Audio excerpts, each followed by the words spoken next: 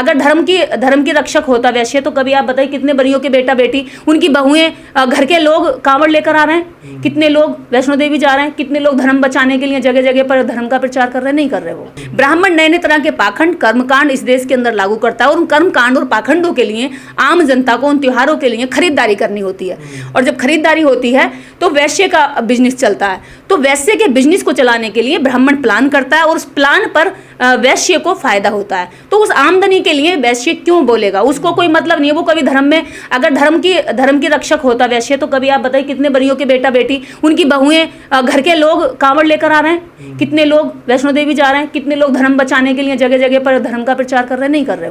वो क्यों नहीं सामने आते हैं? वो जो सो कॉल्ड बोलते हैं ना अपने आप को, वो प्रगतिशील नहीं है। वो ऐसी प्रगति चाहते हैं जिसमें उनका तो नाम हो कि ये प्रगतिशील है, लेकिन उस प्रगति में वो उन चमारों की प्रगति नहीं चाहते। वो प्रगति भी अपनी चाहते हैं, अपने समाज की चाहते हैं। अगर वो सुधार का, जैसे मान लीजिए निर्देश सुधार का काम कर रही है, तो जैसे लगेगा कि सुधार होने वाला है समाज में, तो तुरंत लपक करके वो सुधारवादी बन जाएंगे, क्योंकि समाज में निर्देश 80% सुधार का काम कर चुकी, मान लीजिए।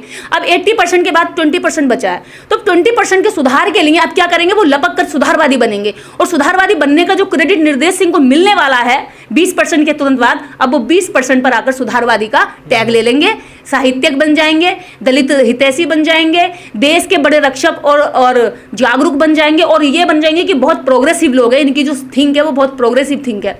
तो वो जो ढोंगी लोग हैं, जो ऊपर से प्रोग्रेसिव चोला पहनते हैं लेकिन अंदर से जातिवादी होते हैं। कहते हैं कि बहुत सारे टीचर ऐसे हैं जो बड़ी बड़ी अपनी कोचिंग्स चला रहे हैं, जो लाखों करोड़ों रुपए का उनका साल का टर्नओवर है, वो कंपनियों फैक्ट्रियों से भी ज़्यादा कमा रहे हैं कोचिंग दे करके।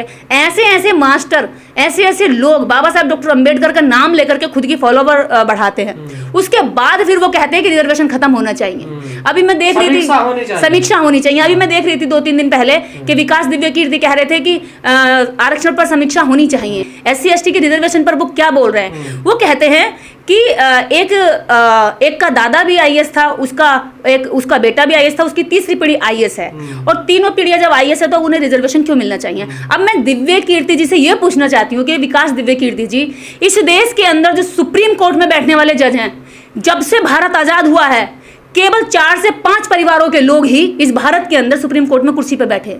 जो लोग अंग्रेजों के जमाने से, जो लोग मुगलों के जमाने से प्रशासनिक सेवाओं में थे, उनकी औलादें आज भी प्रशासनिक सेवाओं में हैं।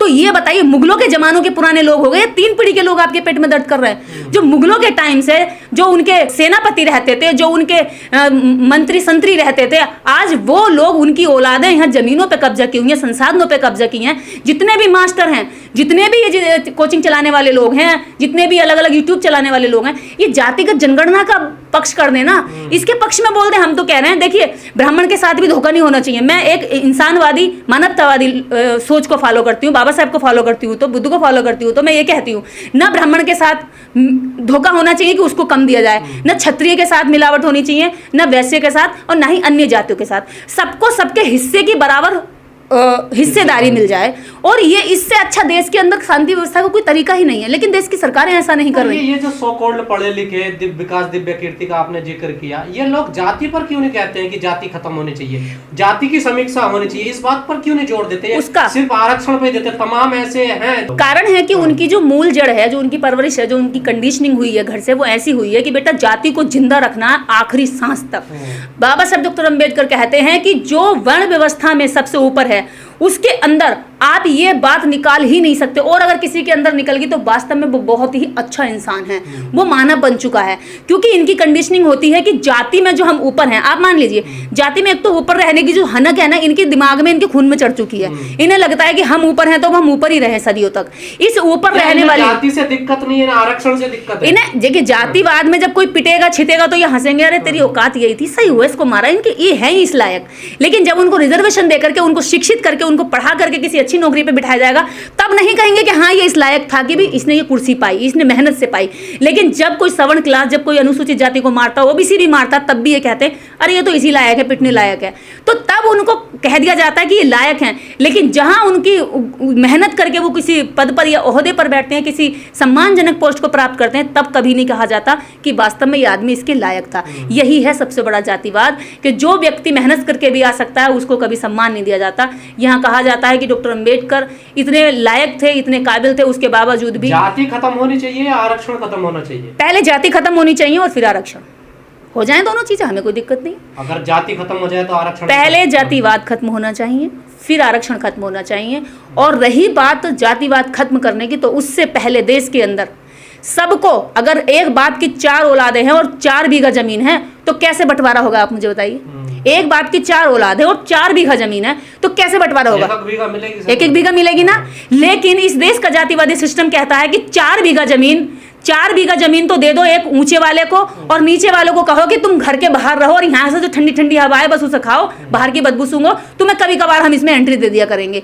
तो क्या ये ईमानदारी का न्याय वो बंटवारा हुआ या बेईमानी का हुआ?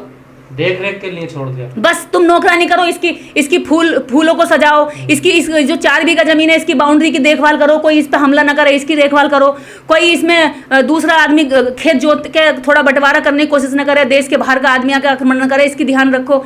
तुम इसमें खाना बन रहा है तो इसकी जो रसोई का काम करो, तुम इसके कपड़े जो गंदे हो रहे हैं 3 अकेले आदमी के, वो 3 जने मिलकर के इसके कपड़े धो, इसके बच्चे टट्टी पोटी कर रहे हैं तो इसके बच्चों की पोटी साफ करो। ये बंटवारा क्या न्याय का हुआ या बेईमानी का हुआ?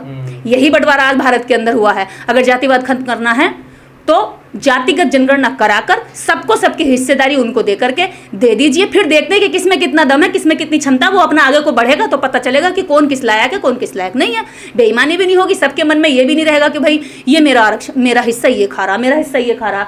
सबके मन में जो ये जहर घोल दिया है कि मेरा हिस्सा चमार खा रहा है, एससी में कह दिया मेरा हिस्सा चमार खा रहा है, ओबीसी में कह दिया कि ओबीसी का सारा हिस्सा यादव खा रहा है, और जातियों में कह दिया कि ये खा रहा है। तो ये जो दिमाग में हमारे नफरत है भारतीयों के बीच में, ये नफरत भी खत्म होगी, भाईचारा भी स्थापित होगा।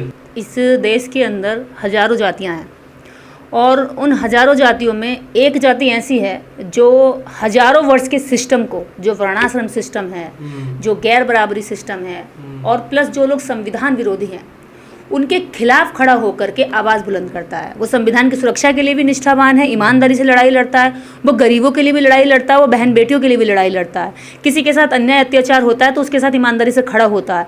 यही कारण है कि इनको चुभता है वो, क्योंकि वो उसकी जो रीढ़ के पूर्वजों की, उसकी रीढ़ में जो हड्डी खत्म कर दी थी ना, झुक झुक के चलता था, पाएँ लागू कहता था। अब वो पाएँ लागू नहीं कहता है, वो अब कह देता है अगर पाँव उठाएगा मारने के लिए तो पाँव मरोड़ दूंगा।